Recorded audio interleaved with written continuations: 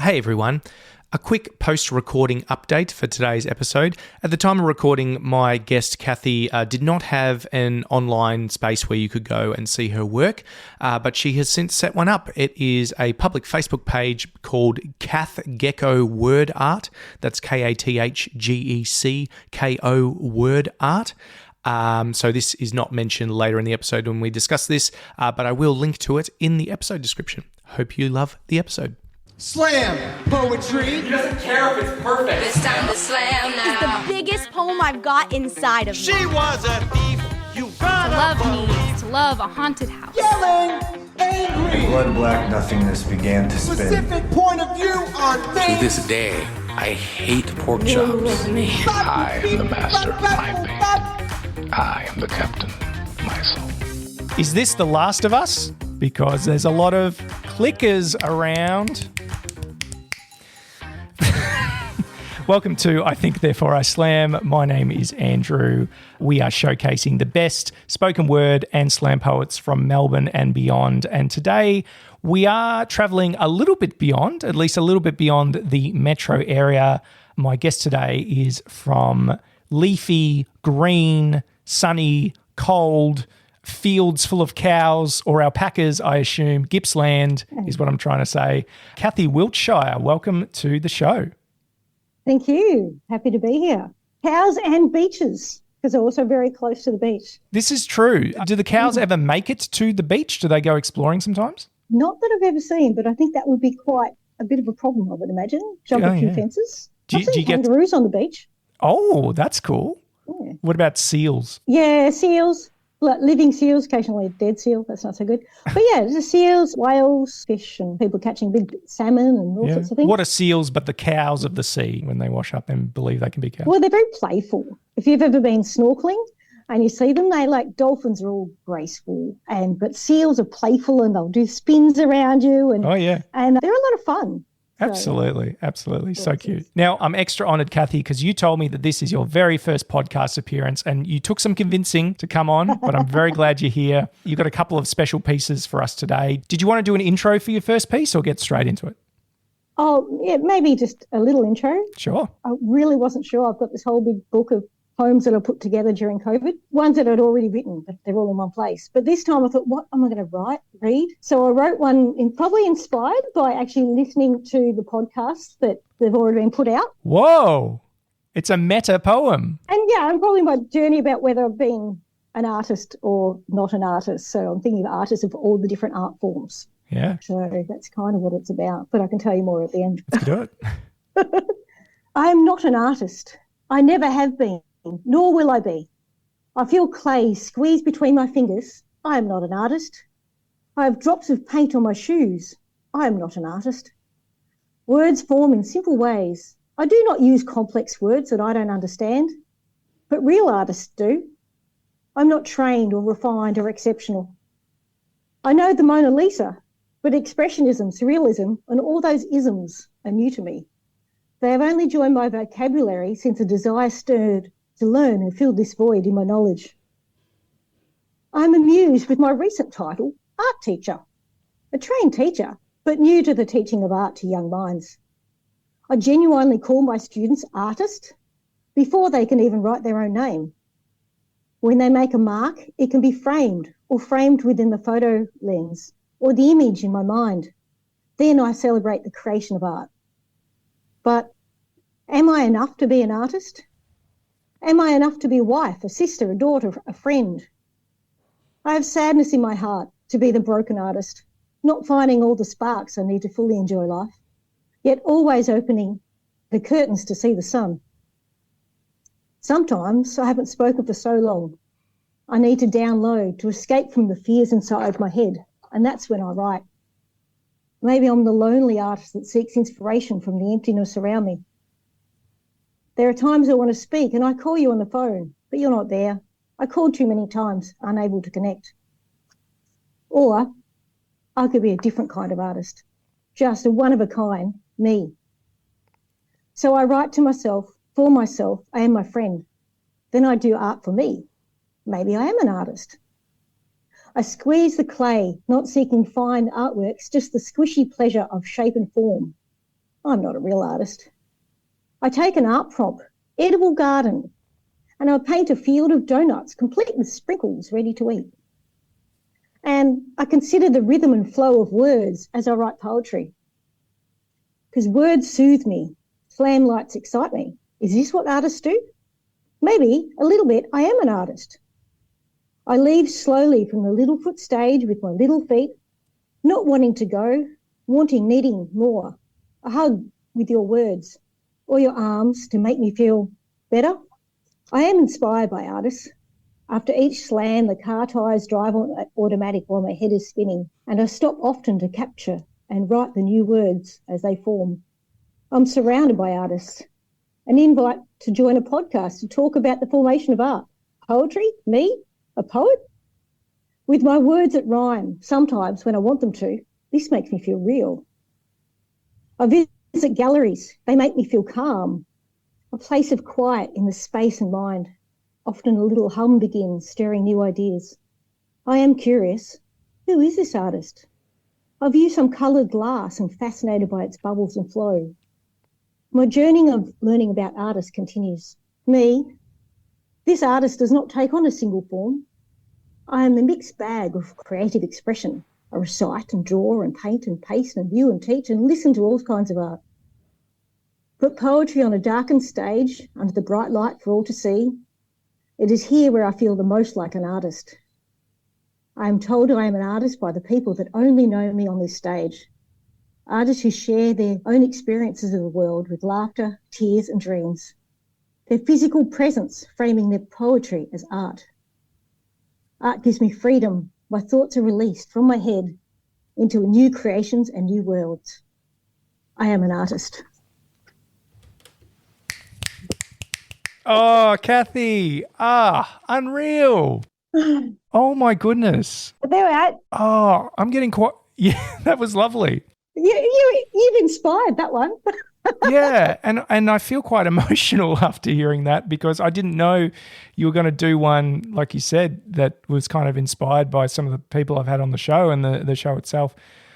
But that central question you raised there of, am I an artist? Or rather like, am I enough? You know, one of the fantastic things I've discovered with talking with different kinds of people on here is that we all butt our head against that. It's so easy to look at the people that we admire and think they've got it made, they're so confident, they've got a thing, but we all butt our head against the am I enough thing. And I just love your vibe. I love your style. I love the whimsy that you've brought into things. I love that along with Lionel from last episode that we're having some intergenerational chats, that it's not just us millennials and Gen Zs that do the spoken word thing, that it's all across the generation. So it was a pleasure having Lionel on and a pleasure having you on. Wow, I'm so pleased with that. I really like that one, Kathy, and I've liked many of your pieces, but that might be my favourite. So thank you. Maybe you'll hear it at Littlefoot. Yeah. Do you know if you're going to tell your art students that you're doing this as well? I do remember I have read a poem out to them once. Okay. Not all of them have the patience for me to actually do that whole poem and then actually listen to the end of it. Oh, dear. Well, they should. I might have to think of something shorter. But I do call them artists. I do try and have a bit of fun with them. But, yeah, they've got interesting levels of abilities and attention spans. So, yeah, I think I'd like to teach poetry with them. But, yeah, the literacy skills are interesting and varied, you know, like from non-verbal to non-stop talking. Yeah, the whole spectrum, yeah. Yep. And a lot of them, you know, it's just because I do teach kids with learning needs. So some of the poetry would have to be about themselves, you know, like very knowledgeable on their own topic sort of thing. Yep. So it's just a new way of thinking about it. But certainly through the art and the paint, I'll say, paint me something and I'll do something completely different. I thought, well, that actually matches what I've asked you to do. Oh, yeah. It's just in a different, I don't know if you consider doing it that way, you know. So, yeah, I guess I get responses visually more than through the words. Well, if they are listening, I hope that they're discovering a new and vibrant side of one of their teachers. We've had teachers on here before. Like, I think there's quite a lot of overlap between spoken word community and teachers, and we're going to have more teachers on in the future. What's teaching to you? Is that something that really motivates you to see people pick up like new skills and discover what they can do? I don't know. I get teaching is it's such a mixed bag. Teaching can be quite restrictive if you think, well, here's the Victorian curriculum and I must teach you ABC. But really what the students want to learn is something different. And what they need to learn, if they've only got the capacity to learn something really well, I don't want to have to teach the whole curriculum. I just want to focus on something. I've been really lucky the last year and a half teaching just art and not trying to teach maths and English and art and science and sport, everything like a regular primary school teacher would. It's very individualistic with the students. So I'd imagine if you've interviewed teachers from mainstream schools, you get a very different response. And we might as well be a totally different trade when it comes to how we respond to the students. You've been teaching for a number of years in different roles. So what have you seen kind of shift in the curriculum? Do you think... I don't know. Do you think it's kind of getting better at achieving results, or is it leaving more young people behind, or what's kind of the vibe? I've always just taught in the special needs setting. So there's a lot of tailor-made resources. Of course. With teaching, we've been teaching for forever, but come down to that special needs area, we're still developing our own literacy and assessment programs and things like that, which they already exist in the mainstream and they're always evolving. One of the ways we communicate with nonverbal students, I've seen that change. I remember one of my first training courses and using all these visuals in a particular kind of way. And then more recently, the adults of students taught like that, they go, well, actually, we didn't like being taught like that. They've got to a stage where they can actually say it. And like, you restricted our food portions so that you would make us talk, and we didn't like to do that. It's still an area that people are working on mainstream. There'll be at least some students which have similar learning abilities, whereas, there's so much diversity. Did you say food portions were being restricted as an exercise in encouraging verbal communication? Did I hear that right? Well, yeah, as a motivator. Okay. Like, I want you to say you've got whatever your favourite, chips is your favourite food. Yeah. And I'm saying, Andrew, please chip, rather than just grabbing the chip. Okay. I know, like, it might be hard for me to physically produce those words. Yeah. Or if I'm not actually saying the words, it could be like picking up little bits of visual pictures and putting them from one Velcro spot to another Velcro spot. So you're providing a visual. So that's more what we're doing in the past. And these days, well, there's a lot more use of iPads. So I did, like, on a successful note, I had this one girl and I just taught her this iPad program. She loved sushi. That was her thing. And so we went into a sushi bar and on her iPad, she was like, 2 sushi, please, salmon, and handed the iPad to the girl at the register. And she knew what this girl wanted. But she had to say, well, which type of salmon? Because there's multiple salmon sushi. So she could point. And that's what we would do probably. If we can talk, we'd probably still just point rather than show. Things are improving, but it's slow steps. And with that one, I just remember that day as a real success of using the alternative communications. Oh, that's good. Thank you for clarifying that you're in obviously a highly specialised area. It is. Yeah. You're right. It is different from a mainstream school. You're kind of talking. You said if you got staff together from all these different settings, it would be like you were talking different languages because it is so specialised. The food thing, I guess the way I said it might sound really weird, but that was actually that was the science at the time. You said that you were able to get feedback from the students saying, "Hey, we didn't like that." Is that right? Yeah. Like the new science has found that wasn't preferred, and we don't do it that way anymore. So we've had to evolve. Yeah, amazing. Yeah. And that's what progress is all about. It is hard to produce maybe a one-size-fits-all or a curriculum. So it sounds like it's a lot of teamwork and a lot of review and a lot of drawing out each student's individual needs. Absolutely. Cool. Now, tell me about your origin story, Kathy. How did you come to be involved in sharing your poetry in a live setting? I've always had a bit of an interest in poetry. I inherited that from my Auntie Ruth, she'd be 94 if she was still around, which has passed on since. So she was someone who read poetry. Mainly I would hear it at 21st, and it was a this is your life type of thing. Oh, yeah. You were born at a young age and then you had a brother and a sister and you walked to school. And so they were kind of a little bit quirky and they were very long. I've got my 21st poem that she wrote for me, and it's about a couple of metres long because she wrote it on the back of some wallpaper. One day when we're face-to-face, then you may even see my wallpaper poetry.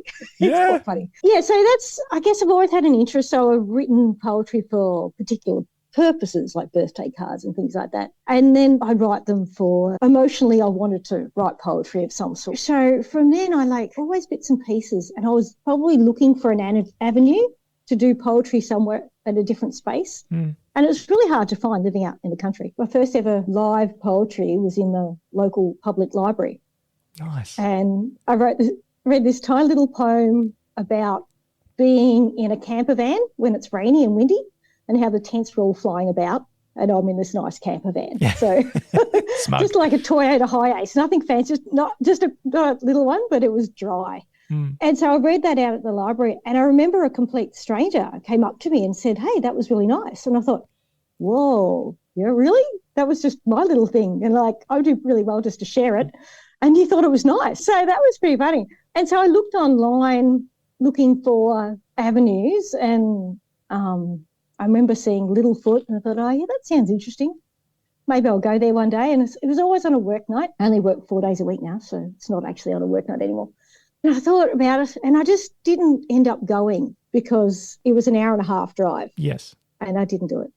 So then COVID came along. I thought, oh, I can do this because I can actually get there. I can just walk to the lounge room or the bedroom or something and I'm at a poetry night. It was brilliant.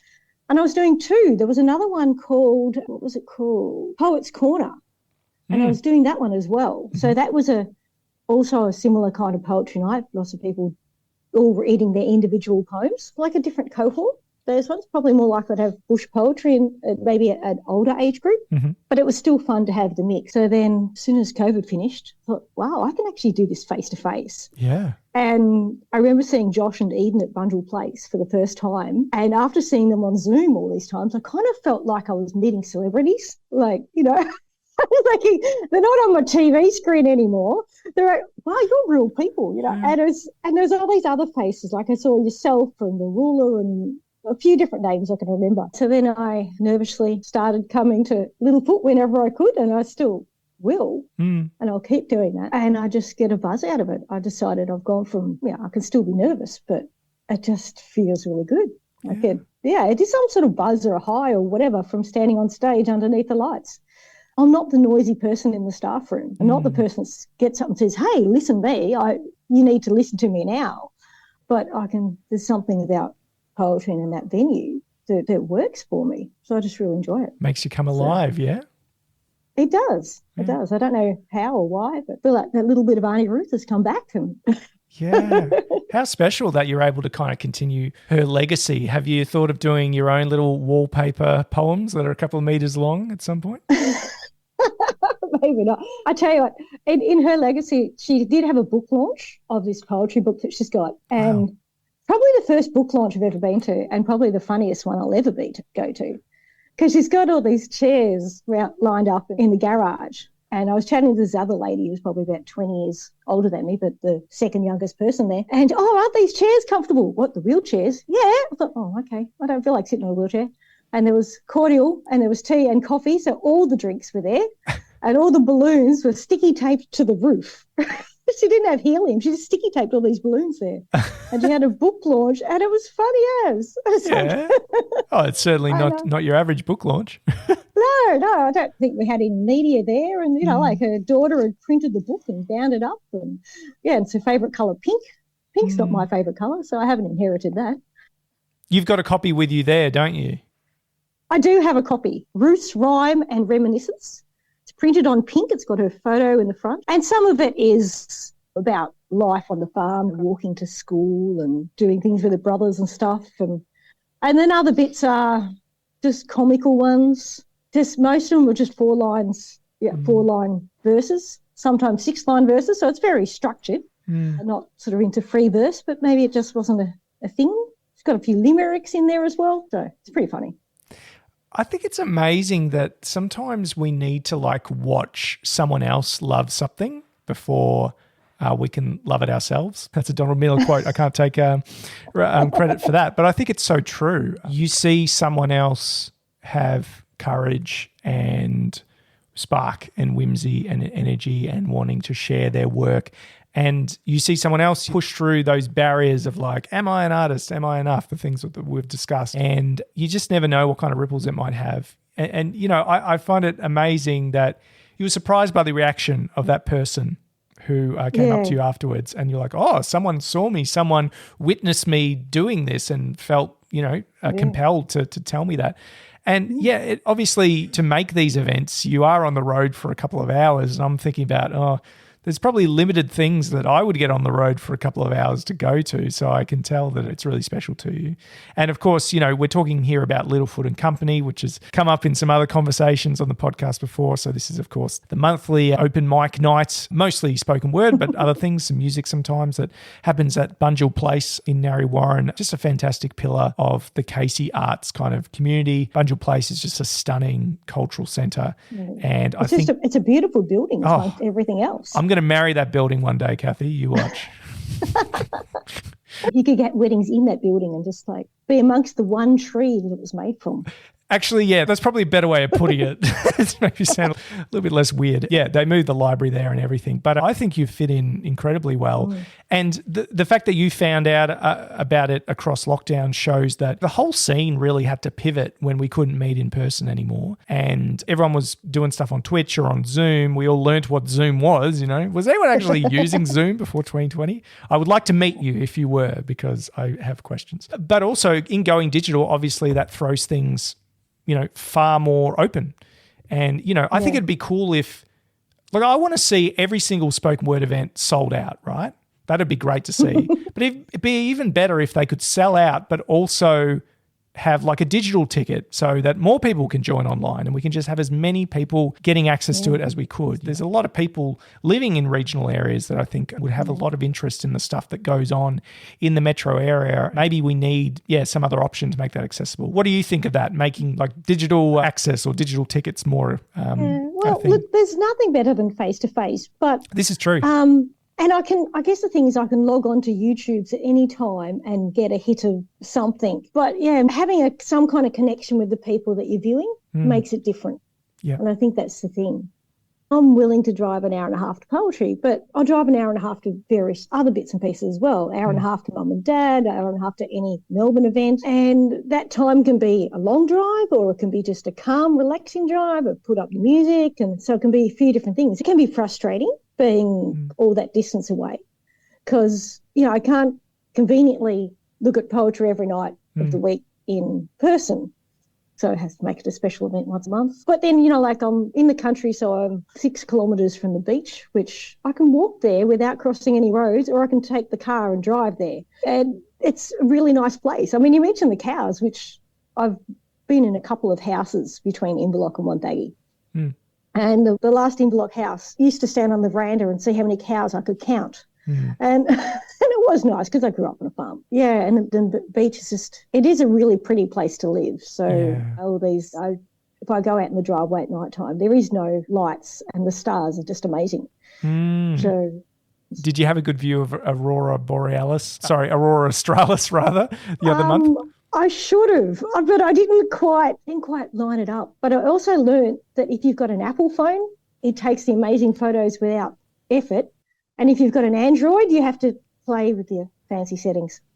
So, I have no idea what that's about. Does that mean the iPhone camera is like better than the human eye? Maybe? I don't know. Can it see things that we can't? It filters it? I don't know. But I've got some really good photos of the moon because I learned about my settings. So talk about kind of your local area. Are there people on more of a local level that are doing similar things to you? You mentioned that there was some activity at the library. Is that still an ongoing thing or has that fallen by the wayside? I think it happened twice that I know of. Okay.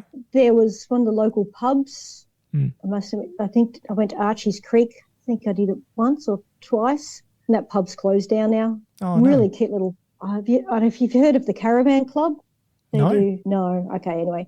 They started up a music movement in Melbourne and then they bought this country pub. And it was fantastic. They were getting all the big bands in, the ones that couldn't play anywhere else because of COVID or whatever. Yeah. But then that's closed down, so they're a shame. There's a writers group which is only in the middle of the day during a work day, so I'm not connected with that one. I don't know any other poetry type people at all, other than through Littlefoot. Although there's one exception. One of my co-workers, I asked him to just test we're just checking the speakers are all good for Zoom for this. Oh, yeah. And I said, aren't you curious as to what podcast I'm going to do? And he's kind of a private person, so I kind of led him to asking me. And then I discovered that he writes a bit of poetry. He's never done stand-up. He's read books on poetry, which I prefer to go face-to-face.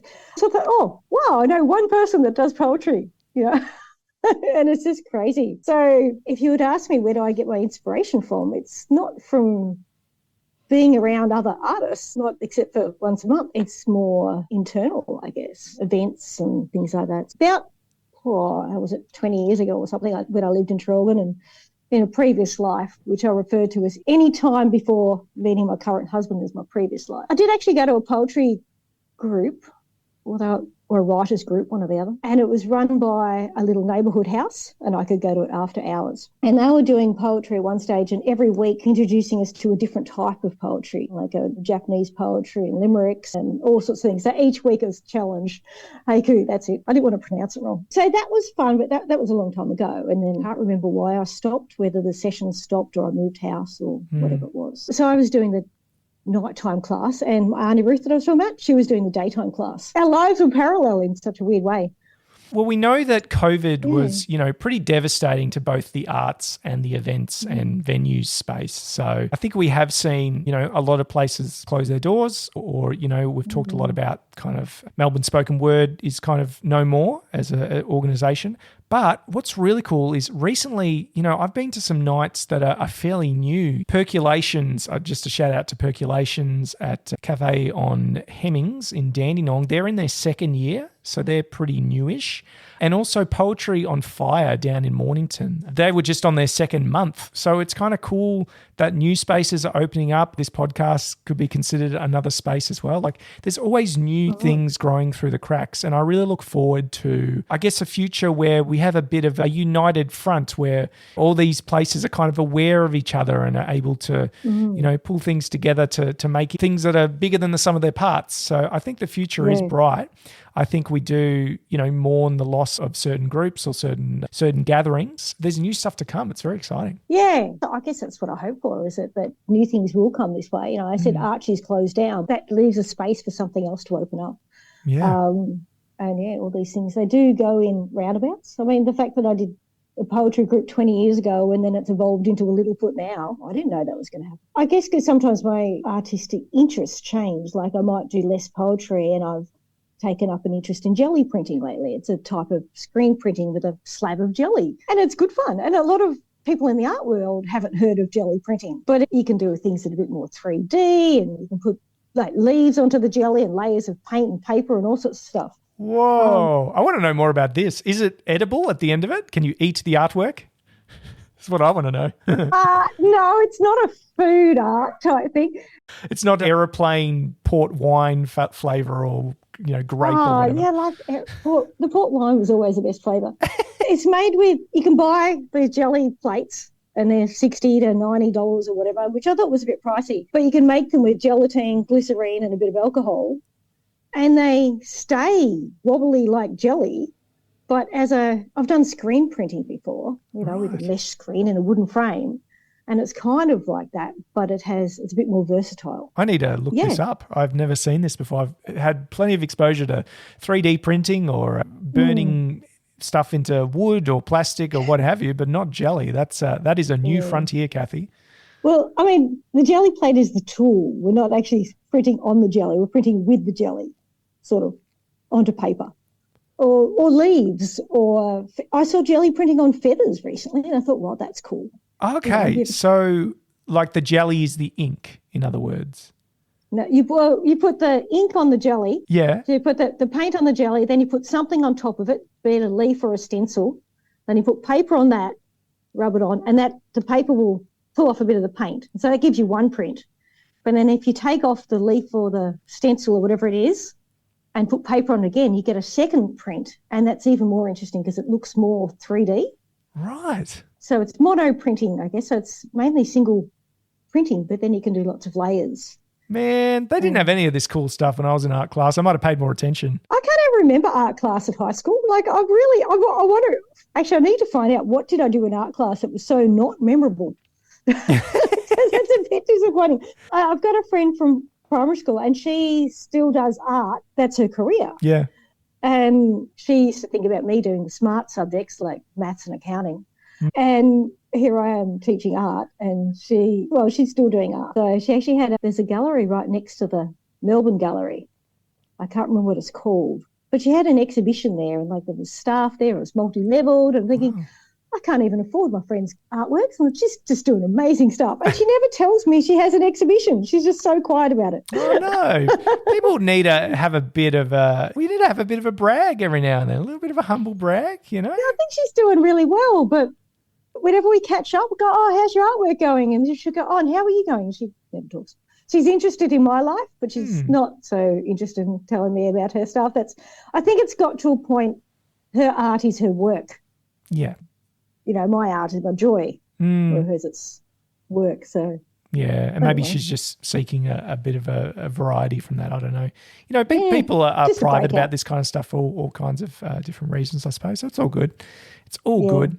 What have been some of the highlights for you in sharing your work, in going to some of these metro-based events? I mean, you already talked about, you know, walking into your first Littlefoot night and seeing Josh and Eden and feeling like you were at the red carpet, these people that you kind of saw on the screen for months and months and months, and it's finally in person. Yeah, tell us more.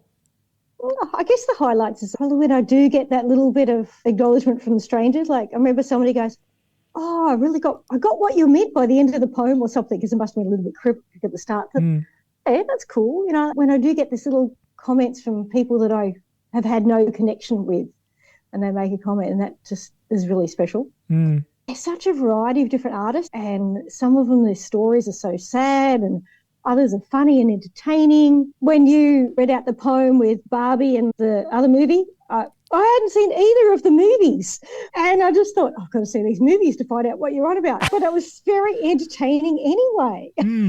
So it's a different kind of entertainment. I do remember once they had the trigger warnings and stuff like that, and things can be quite tough for people. And I remember there being one poem I thought, okay, I actually covered my ears, because it was like, I think I'm being triggered here. I don't think I need to listen to this anymore. Can't remember who did the poem. It was a male artist. And then I was just watching the crowd, and I thought, okay, I think he's got over the bad bit. I think I'll listen again now. Even though I didn't like the content or whatever, to be able to go to something that has that reaction, that it makes me laugh or it makes me cringe. I don't want to be there. It's just like all these different reactions, and hearing people. There's one girl, I can't remember her name, but like she started when I feel like she was 16, 17, and now she's 18, and watching her story unfold, like from relationships and further studies and careers and stuff. The more I go along and meet different people, it's a breakaway to the rest of my life, I guess. You're almost seeing like people grow up on stage a bit. Now you've got a bit of continuity. And I get that sense as well in terms of watching people just get better and more confident, yourself included. When I had Jordan on the show, we talked about how I've really seen him improve in his work, Jordan Wolfe. And yeah, once you build up a little bit of continuity, you recognise the new faces. You celebrate the regulars like yourself, and you recognise the new faces. Littlefoot's about to play host to one of the state heats for the Australian Poetry Slam, so that's always cool, because we get new people come in to both watch and compete, I suppose. It's kind of like a big night for them. I think one of the things that sets Littlefoot apart is, you know, Josh and Eden's background in youth work or art therapy, etc. They really have an emphasis on looking after people, so that when things are shared that might potentially be triggering, they always encourage people to talk to them if they're feeling a little bit dysregulated before they leave. They just want everyone to be leaving on a good note and looking after each other. We talked a lot about different kind of responsibilities that people feel towards their audience and stuff, and there's a really big note of that. I look forward to the days where we can kind of get the tiered seating back out, or we can have the beanbags out the front. Like we will generally get maybe, what would you say, 30 people at an event? I think the numbers have been growing. But I mean, I never saw the beanbags, so I started after that. That might have been pre-COVID, yeah. There were some nights pre-COVID where, they'd get out the tier seating, and it would be a lot of people. If anyone's listening I've been there for free donuts and things like that. So. Oh, hell yeah. Oh, they do an amazing spread, charcuterie boards and soups, and you never really know what you're going to get. There's a little mini bar often. So that's all covered. Yeah. But at one stage, there was the free donuts, and the lady that was providing the donuts, she came along to the workshop just a couple of days before the APS stuff. And so she goes, oh, well, I'll make a poem at the workshop because I'm offering the free donuts. And she did this hilarious one about the flavours on her tongue, and it was funny as. Yes. And how good is that? Yeah, just seeing people give it a go. Yeah. Yeah, I don't know if she's come back or not, but that was the best ever, and I hope she's still doing something like that. If you've ever been to one of Littlefoot and Company's fundraisers or Twilight Cinemas or whatever, they have exclusively like vegan options. So that's a really important thing to them as well. So to find a partner that could provide that, and the fact that she had a go at the APS night is amazing. So it's been home ground to me for a while. It sounds like it's been home ground to you and to many of the guests on the show. So yeah, if that intrigues anyone, just have a bit of a Google of Littlefoot and Company and come along. Would love to meet y'all. I think it's time for our second piece, Kathy. What have you got this time? I mean, I do write a lot about sort of life and things that happen. And I thought I'm not going to read anything that's going to be a tearjerker or anything like that. So I left them in the book. It's about coping with life in all sorts of ways, and you can take it in different ways. Sounds good. I called it Don't Forget. She sits huddled, small, avoiding the sunshine and the blue skies. Darker than a shadow, alone and lonely she cries. Her world changed like an unexpected season, squeezing the oxygen from her lungs, a loss beyond reason. Grief placed with her heart like a cheap toy. Spin and toss and spin, then crack, broken, goodbye. She feels broken. Wetness falls upon her cheek. A tear or rain, she is oblivious. Grey clouds are drawn to her. There was joy in the beginning. She never knew it was going to end. A strand of hair drifts past her vision. A breeze has woken her. Something calls her to look up, to be brave in this place. It's been too long, yet she forces a smile upon her face. A bee, laden with its pollen, rests upon the flower near her feet. It does not burden itself with sorrow. It won't fly far in the rain. Gently the bee speaks to her. Don't forget to be grateful when the grief settles in. The sun will always shine again. Threatening her survival, the clouds have been holding her down. Looking forward, she is grateful to see the glimpse of a rainbow, finding the sun that was always there with its golden glow. The autumn leaves fall upon the ground, separated from the tree that gave them life. She does not mourn for the leaves, they are not dead. They are the beginning of new life, fertilising the ground, providing shelter for the tiny creatures seeking a new home. The leaves shine in splendour as they float and flutter upon the ground. They crunch like music under her feet, and she is grateful for the peace and simplicity of nature. The sun begins to restore balance after the rain, and she is grateful, for grief only exists when one is filled with love. There would be no grief without love, no joy, just empty spaces. She stretches, feeling the sun and autumn leaves upon her soul, and accepts the new season. Grateful for the love before the sorrow, she holds herself a little stronger today, and grateful for a tiny bee supporting the balance in nature that surrounds her every day. Gorgeous, Kathy. It reminded me a lot of Marvel's WandaVision, as it taught us a few years ago. What is grief but love persevering? It's kind of the cost we pay for close relationships, I suppose. So I appreciate you touching on that in such a whimsical and interesting way. A talking bee. We all need a talking bee sometimes, don't we? Yeah, well, I like a bit of nature and trees and stuff. But I had a girl that I know, like a friend, I didn't know particularly well, but I used to chat at poker card nights, and she died recently. So that's kind of part of the inspiration for writing it.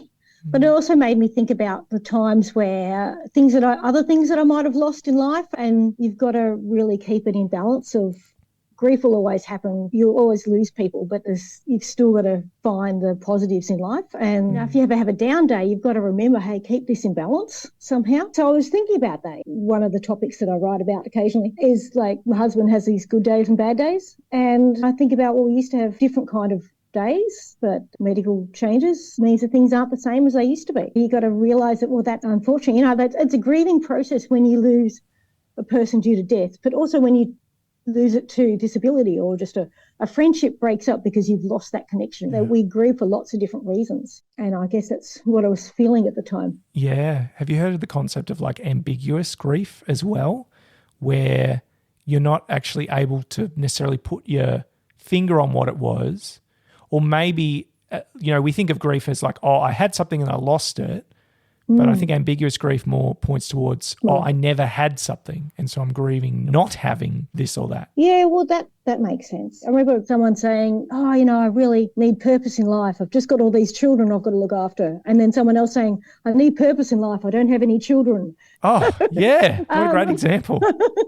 I guess I'm probably grieving a change rather than a loss, like I'm getting used to a change of how life is and what it throws at me. Yeah, I do. It's just things get complicated sometimes, and got all these poems that I've written when things have got too complicated, and I can share them because this is about poetry, not about therapy. Sometimes there's overlap.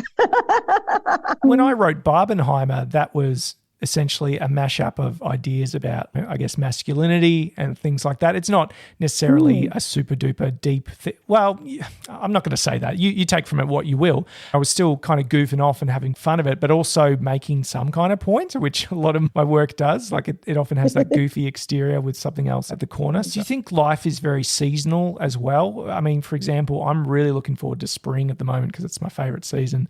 I'm done with winter, and I'm always surprised. We're only halfway through, right? Yeah, well, I'm always surprised with how much winter can affect like my disposition and my mood. And if I could just go on a rant about like capitalism and how we're expected to produce just as much in just as much amount of time in the winter months when we don't have as much exposure to sunlight and other things that our nervous system likes as we are in summer. And I think that's kind of messed up, but whatever. Like if you've ever been in a classroom and it's windy, the behaviours are different. If the sun comes out, it's different to if you've had 3 days of rain. Yes. You get the rain, they can't go out and play. And like the kids are so much more honest about all these things and how it affects them. Oh, so, yeah. The winter was definitely... It's so fascinating that we walk through life as, like, we have consciousness and intelligence as well, but we also have that animal side where it's like, oh yeah, we have a circadian rhythm. Do you know what I mean? And that's really hard to fight. It's something so inbuilt and so like base brain. I think a lot of society is built to not necessarily flow with the seasons, maybe. I don't know, just a thought. Yeah, I get it. On that first poem, I talk about always opening the curtains to see the sun. Like if the sun doesn't come out, I'm like, oh no, now what's the good thing in my day? Like it's not quite that black and white, but it gives you more choices when you're feeling warm and comfortable.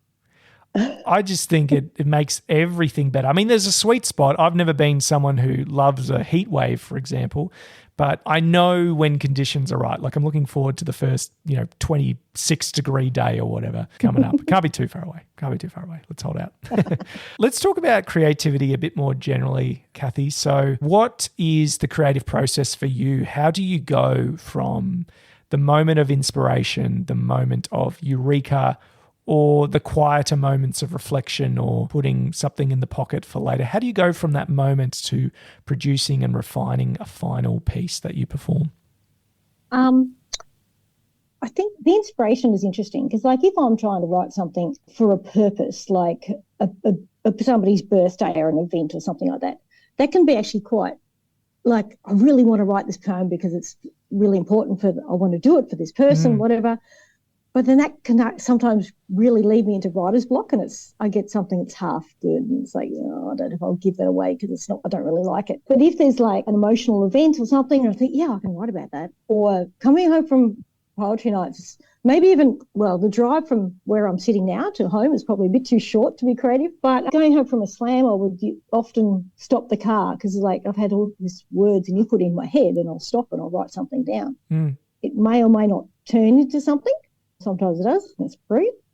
But the poems that I write quickly are usually the best ones. I don't know why. If I have to think about it too much, they just fade out. I don't know. Some of the best ones I've written have been when Littlefoot was on Zoom and they would give us a writer's prompt. Yeah. And you had to brainstorm a whole heap of concepts. They'd turn the Zoom off and then you'd write your poem and then you'd come back and here it is. And it's awesome. So they were some of my favourite ones. Did we do one that was about self-care? Was that the prompt once, or water or something? I remember writing something about floating. So it was either self-care or water, I think. Do you remember that? I think I remember a water one. But the topic of self-care probably came up a few times. Yeah, I imagine it would have. I don't remember that one specifically. That was probably more like a generic reminder. You stay hydrated. You said that sometimes it's those quicker ones that come out the best. Do you think there's something about the role that expectations play and the role that trying to write an opus every time, trying to write your best piece every time maybe blocks the creative flow? Yeah, maybe, because over COVID I probably did more poems within a 1 month period or various 1 month periods than I had at any other time. That's like I'm not getting inputs from the rest of the world because they're just on my own. Like I read them now and they're they're almost dated because they don't have the relevance. We just remember it, but then it's not current. I think what I find interesting in my head is that if I wake up in the middle of the night and I'm thinking about whatever, I'm often thinking about, what am I going to teach next day, my lesson plans and all that sort of stuff. But when I go to write, I don't write about school. School wakes me up in the middle of the night and I'm thinking about it. But when I want to write, it's usually more about emotional events, which is not always school related. And I don't know how I managed to separate that because it's not deliberate. It just sort of happens. Yeah, so my inspiration, I don't know how it works. That is a perfectly legitimate answer. And, if someone came on here and they were able to give me a step-by-step breakdown and they knew everything about their process, I'd be sus as. Do you know what I mean? Because I think... I'd be envious. I think I want to be able to do that, but yeah. Yeah, because there is so much mystery and there is so much, it's hard to describe in words. I always ask people, if you have words for it, what's your creative process like? So to say, hey, at the end of the day, I don't really know, that's kind of my answer if I was to turn it on myself. I know that there's a lot of connections being made. I'm taking in life, different things, and it just kind of comes out in verbal soup, verbal diarrhea. I don't know. Word salad. If I had to describe my poetry just in one word, I've thought about this. Regardless of the topic, I often think about they'll end in some form of hope that things will improve or that they're good. Like if I was only allowed to use one word, there's often a theme of hope that things will be improved or they'll go on continue as they are being good or whatever. Yeah, that's probably how I do it. I mean, I don't get into political ones. I don't get into, sometimes I listen to poetry and I just really like the rhythm, the sound, because they are actually using words that I don't normally use. And I go if I was reading that, I'd need a dictionary. Because I'm thinking, I'm sorry, but my literacy isn't I haven't been exposed to all that language. And for some reason, I might be a teacher, but I just try and use words the kids understand and I understand them as well. So, and I love that because that sets you apart from other poets, I suppose. I mean, I have a big love of words. So, I love having to trawl through my thesaurus and my dictionary and trying to find something or a concept. I'm more the kind of person who I'm going to drop Easter eggs in here just for my own amusement. We use that expression, picking up what you're putting down. I want my pieces to be hey, if you're able to pick up 100% of what I'm putting down, I want it to be a good time. But I also want it to be a good time if you're picking up 50% of what I'm putting down. I want it to be enjoyable either way. I'd actually love feedback from someone. When you write something, you don't know what it sounds like to other people. Do you know what I mean? So, and as much as there's always going to be that tension of I'm doing this for my own amusement. I'm goofing off and I'm look what I can do. Look what phrase I can coin. I'm not necessarily thinking about I want to make this accessible for people. But there's always that tension of if you were to go and do a piece and people picked up 0% of what you were putting down, you might go, well, okay, where does that come into the skill? It's are your thoughts too abstract that you're not, it's not coming across? Yeah. I don't know. I mean, that stuff obviously carries the art form forward as well. Yeah, I don't know, just a thought. I mean, I still use a thesaurus, but I don't want to use a thesaurus and a dictionary. Or a textbook or a pop culture lexicon, which maybe I'm leaning on a bit too much at times. My hubby he does art, visual arts, and he's got oil paintings on the walls and stuff like that. And he's had an exhibition recently. And he was telling me, one time he had this exhibition and he was standing behind two people that were commenting on his artwork and they were reeling off all these political interpretations. And Trav's the artist and he goes, wow, I didn't realise I was painting about that. And I find it really difficult to know how other people hear me and how other people perceive me because I can't see myself from somebody else's perspective. That's right. And that loop of feedback, we know that for people whose work is very public and whatever, we know how much of a trap that can be in terms of people always say don't read the comments or don't read reviews and stuff. I find that very hard to resist. And That gives you content.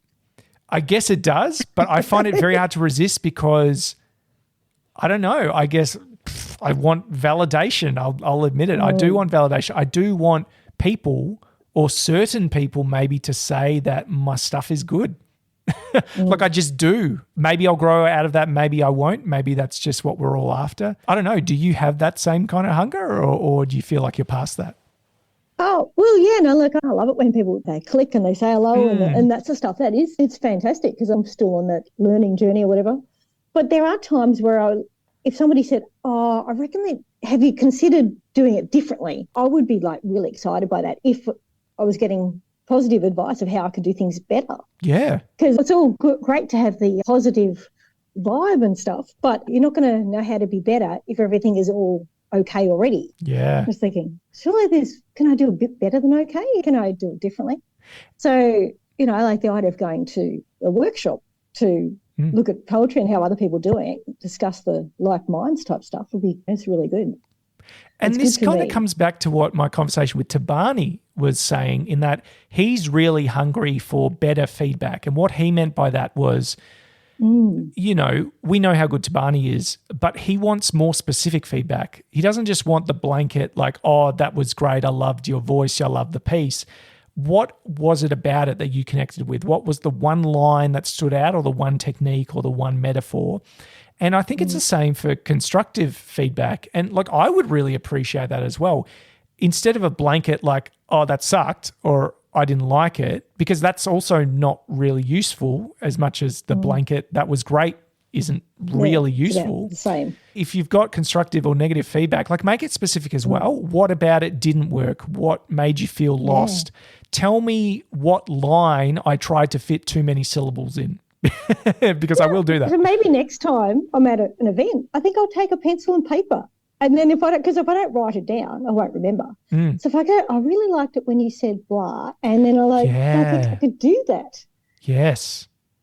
Yeah, I agree. And I mean, obviously you don't want to do any of this unsolicited. Like obviously if someone's not looking for that, then I don't want to be the person to say that.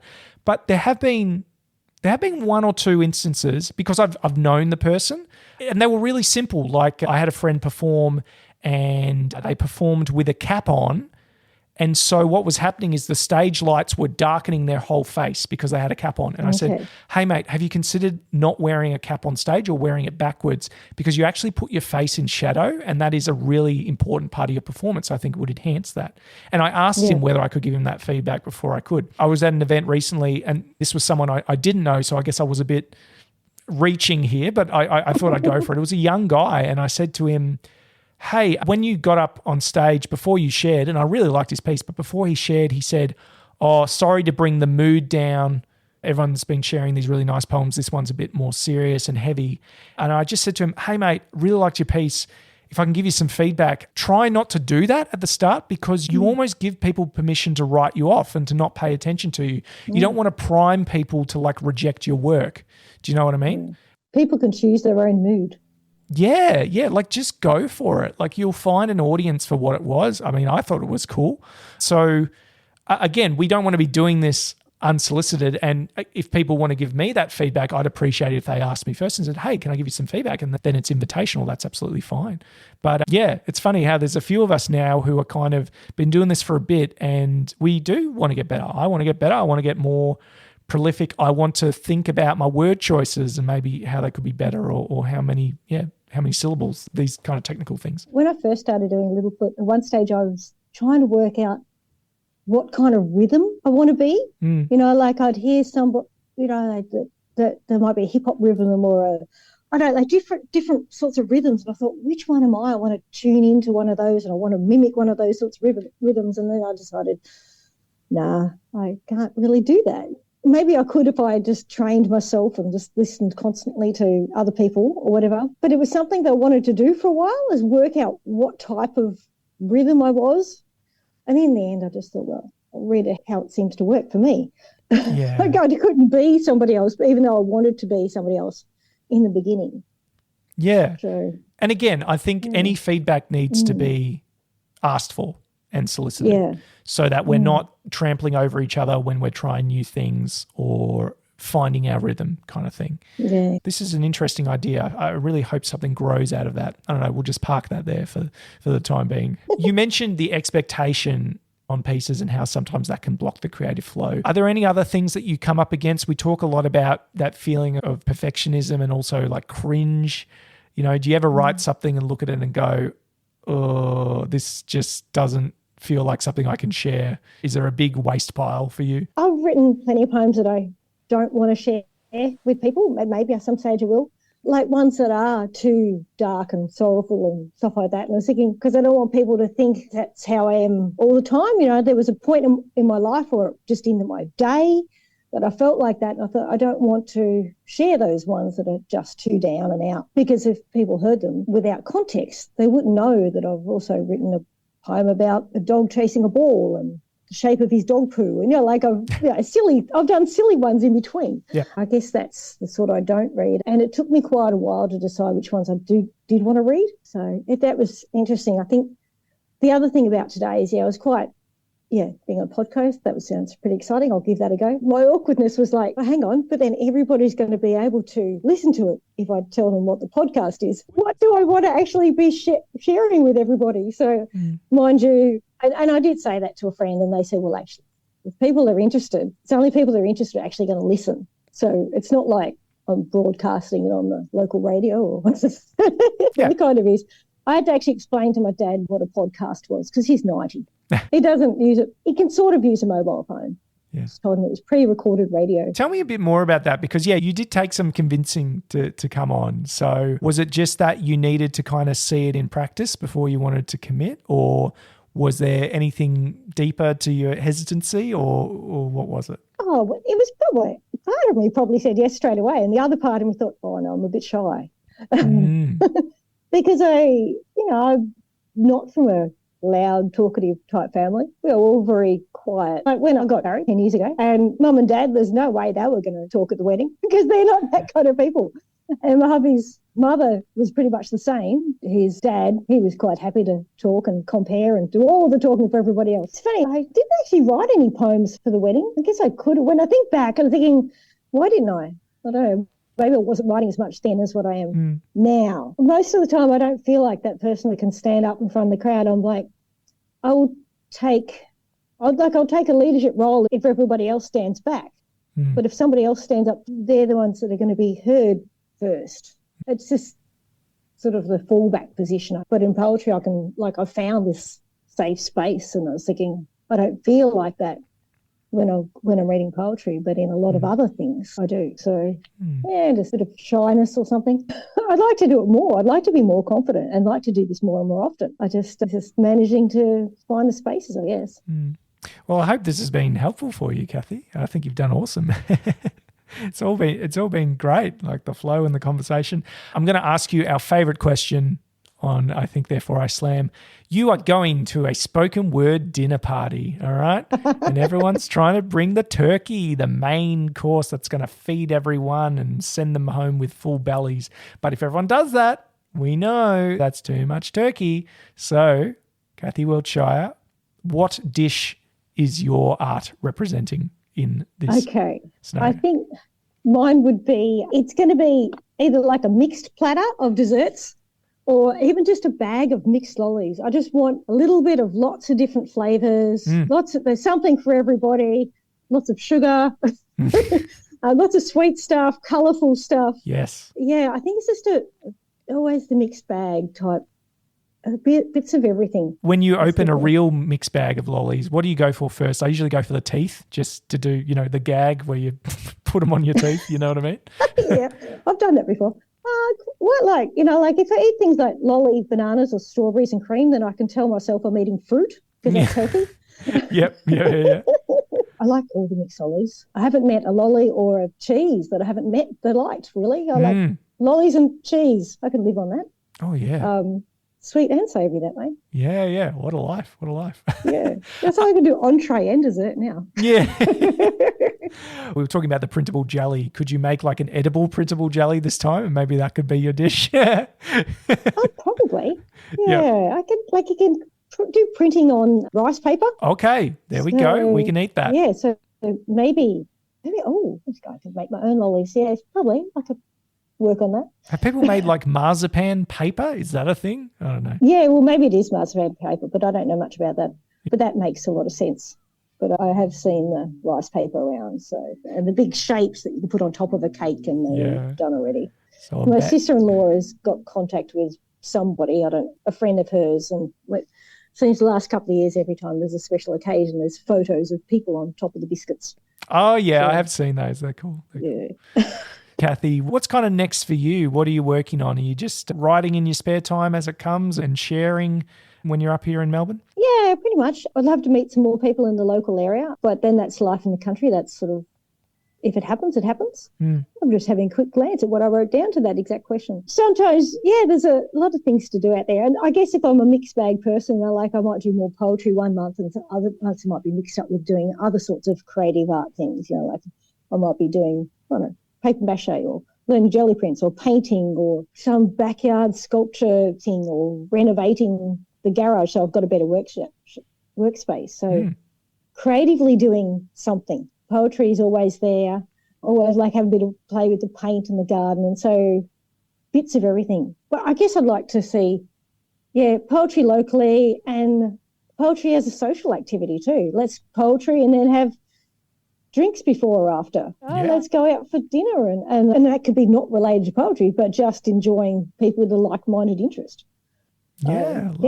Love it. It casts a great vision. Like I said, I really think that every spoken word event should have people hanging from the rafters. That's my vision. So I hope that the people who are listening will show up and find some favourites. Kathy Wiltshire, it's been an absolute pleasure. If people want to find out more about you or, I don't know, read some of your work, is there anywhere you can tell them to go? Not really. You'll have to find me. I haven't published it anywhere. Okay. As such. So would you like to change that? Do we need someone on the camera on August 16 coming up?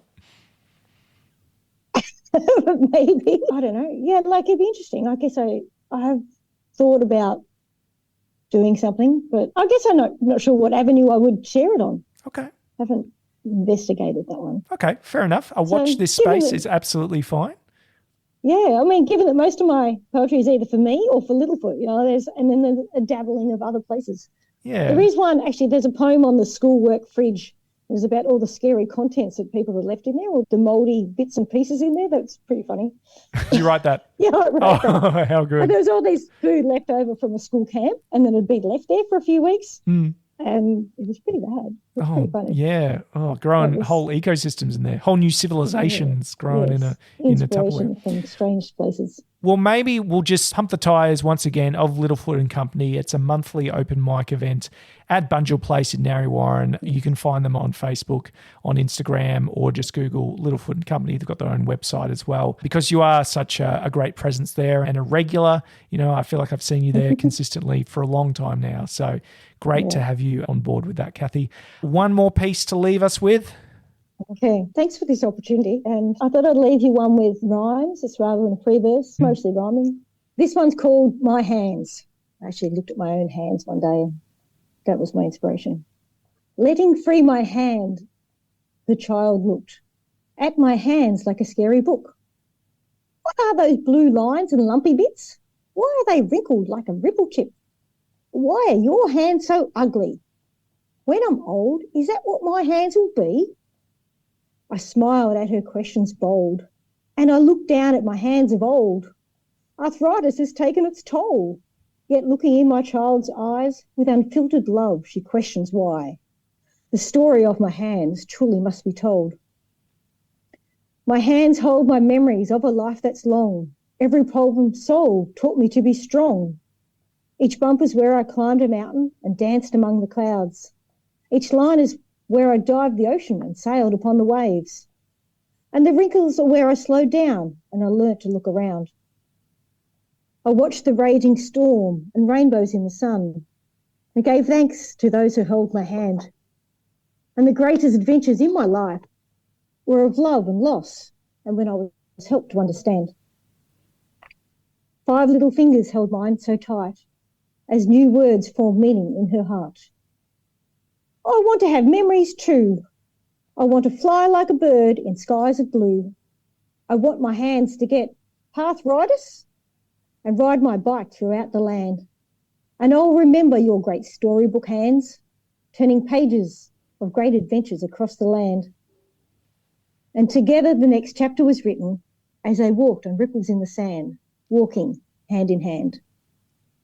Kathy Wiltshire, you've been an absolute champion. I appreciate your openness and your bravery coming on here. And I hope this is the start of something special for you and getting your work out there and heard. Thank you again. Thank you.